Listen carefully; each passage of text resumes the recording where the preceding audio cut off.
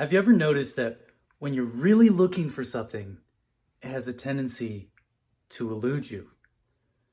And that when you come into the present moment, when you be here now, that all of the magic starts to happen. Now, in this video, I want to share a bit about my journey.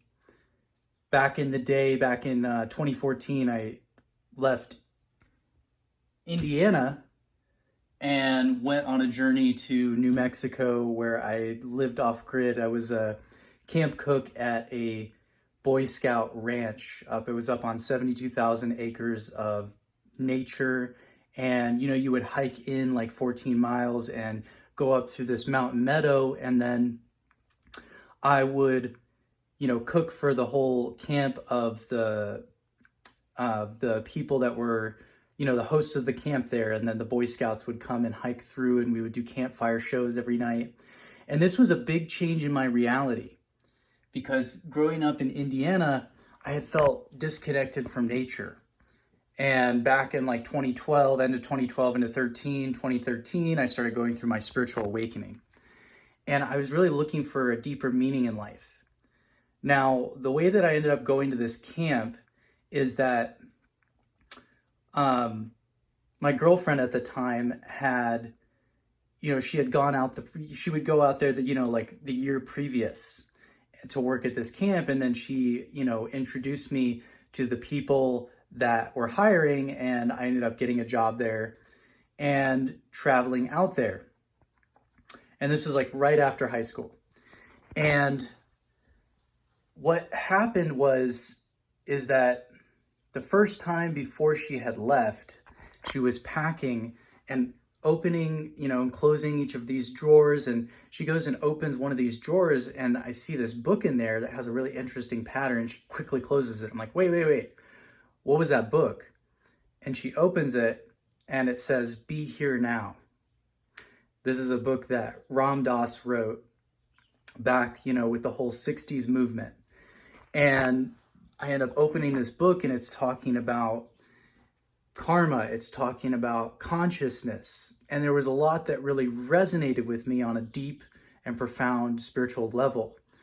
Now, I had started to practice meditation. I had started to practice yoga and had gone through some really profound shifts in my life leading up to this journey out to New Mexico. And once I was out there, I would go out into the meadow and I would meditate.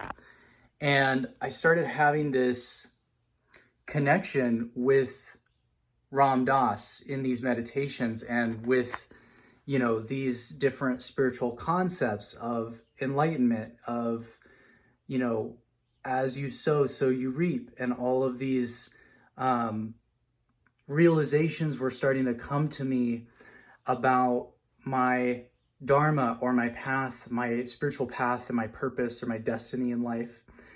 And so I ended up going into Taos, New Mexico one day, hiking in with a friend of mine through the wilderness and catching a ride up to Taos. And I had met these flute makers out there that made handmade Native American flutes. And they had offered to make me a double barrel flute. And they said, meet us at this art gallery. So I ended up going there, and one of them hands me the flute.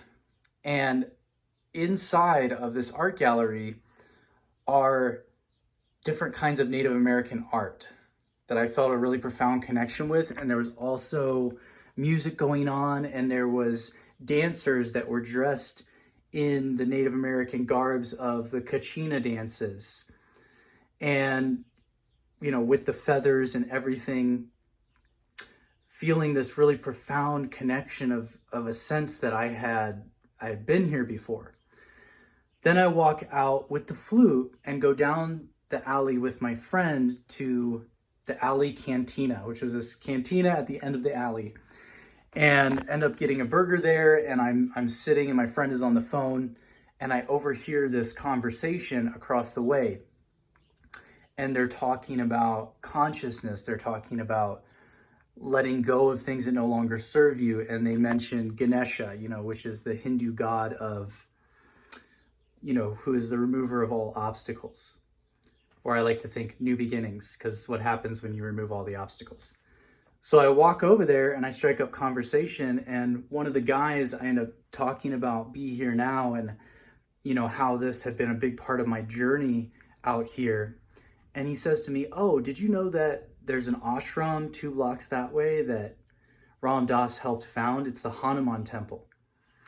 And I had remembered reading something about that related to that book. And I was very, very curious because I was on my own spiritual journey. So I said to myself, this must be a sign. And I end up going out there on another one of the breaks. And as I walked into the space, I feel this profound shift in my energy. There's these beautiful gardens there, and just feeling this spiritual presence of devotion and service. And a big part of what they practice there is karma yoga, so people can go and stay, I come to learn, and camp on the land. And in exchange, they do karma yoga, which is meaning you do some act of service. You help in the kitchen or you help in the gardens. So after my time was done at the camp, I ended up hitchhiking 50 miles back to Taos, going there at night with a backpack and a tent. And as I walk in, there's these 2 yogis dancing with these sarongs in ecstatic joy to this kind of Hindu rap music or conscious rap music with mantra. And I'm like, this is very different, but I like this vibe because it was very different from where I came from.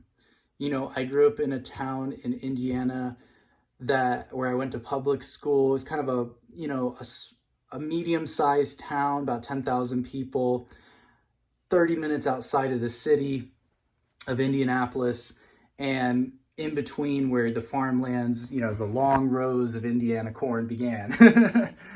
And so I was looking to connect with people that were vibrating in a different frequency, that were more into the consciousness and I was wanting to explore different traditions and different perspectives. So I was going on this travel.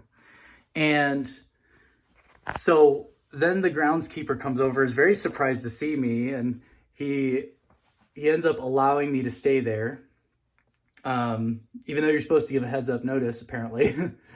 So I end up staying here at this ashram for about a month, and I meet a yogi there, long hair, braided beard, and, really practicing meditation and really, there in devotion and in service. And he was living that very simple way of life. So he was very pivotal, archetype in my journey at that time. And he ends up inviting me to come on a journey through the forest with him. And on the way, I'm like trying to pick up food at the store, and he's like, "No, let's just do this." He gets a bag of nuts and seeds and berries, dried fruit, and a little thing of dough so you could make chapatis, which are these, Indian breads that you make on a pan. And he had a pan, and we,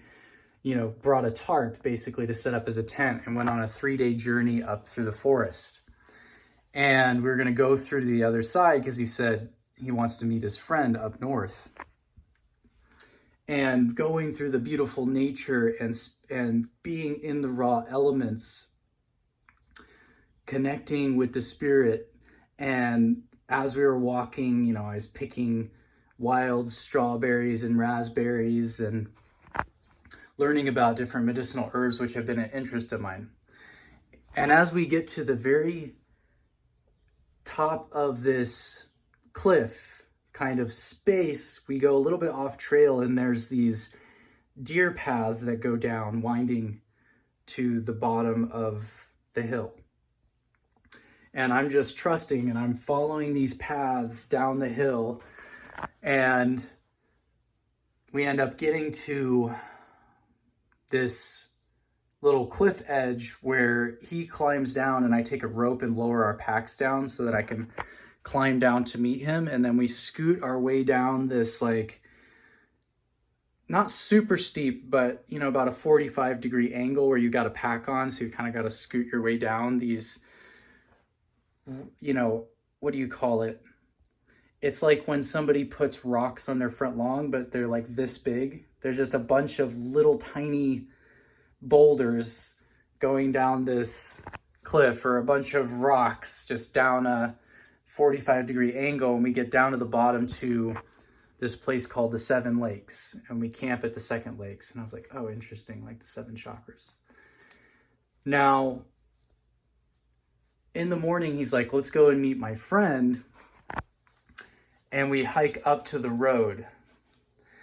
And we're about, 50 miles north of Taos, near Colorado. And I'm like, okay, well, do you have her number? He's like, no. I'm like, do you have a phone we can call her? He's like, no, we don't have any service anyways, so it doesn't matter.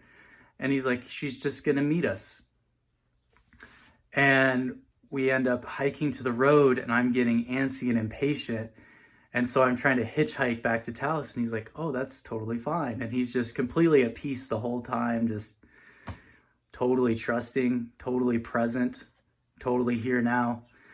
And 200 cars about pass by and nobody is even interested in giving a ride until I end up giving up. I had been walking back and forth on this highway, we're out like in the land, and there's the highway, and then there's land, some homes along the side, but a gas station across the street. And then eventually I come and sit down with him, and he's like, tells me a story of when he was in India and he was sitting with this Baba, which are like these wise men, and he's smoking a chillum, right? Which is, it's like a pipe where they smoke ganja or, weed. And, cause that's what they like to do. And he says, like, a police officer comes by, and the Baba's like, oh, hey, come and sit with me and smoke chillum. And the police officer's like, no, I can't do that. But they have such respect for the elders there that he was like, insisted on him coming, and he eventually came and sat with him. And then after he tells this story, he's like, okay, now you come and sit. And we have a little puff, and I'm like, oh no, or we're not totally in Colorado or whatever. And and he's like, just don't worry about it. And I sit and meditate with him for a while, and all my worries completely are let go of. All my concerns, whether or not we're going to get there, I just become completely present to the moment. And then shortly after that, his friend, her husband, drives by us in a truck, and he gets up and flags him down. Moments after, because I had stopped looking for it. I was just present in the moment. We were just there so the magic could happen. And they end up taking us to their home and cooking us a beautiful meal that night. And we went outside, and they created a fire that was called a Durga Puja, which is a ritual in that tradition of letting go of what no longer serves you to the fire so that you can let in the new energy, right? And we all have this inner fire that we can, let go of our attachments to things, let go of, what's keeping us in a state of worry or a state of anxiety or a state of struggle or a state of suffering. And then when we do that, we're totally clear. And then I was totally clear. After this experience, I got my sleeping bag out under the stars and enjoyed this beautiful night.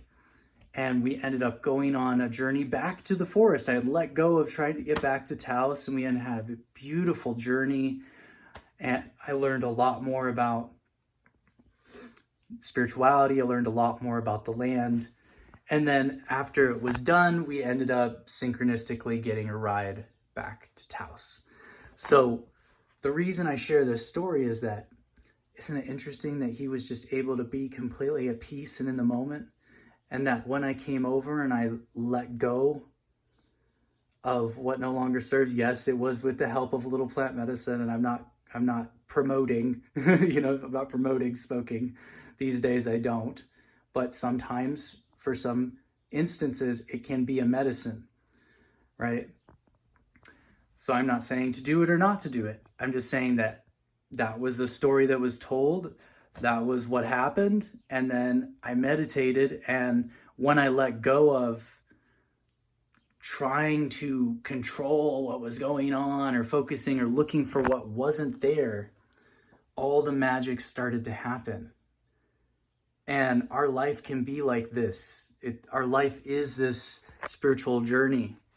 And that's something that I wanted to share today about what was really powerful from that journey, from that awakening journey, was to realize that you can trust more. That even when you have no idea, I was out there with a backpack on the side of the road, what's going to happen? Where am I going to end up? Every time an opportunity, some kind of synchronicity would open when I would trust the path, when I would come into the present moment. So maybe there's something in your life that you can treat as a journey. You can come into the present and bring that sense of detachment. You can bring that sense of peace. Maybe you can let go of the need to control what's going on. And just maybe the very thing that you've been looking for will show up automatically. Thanks for tuning in.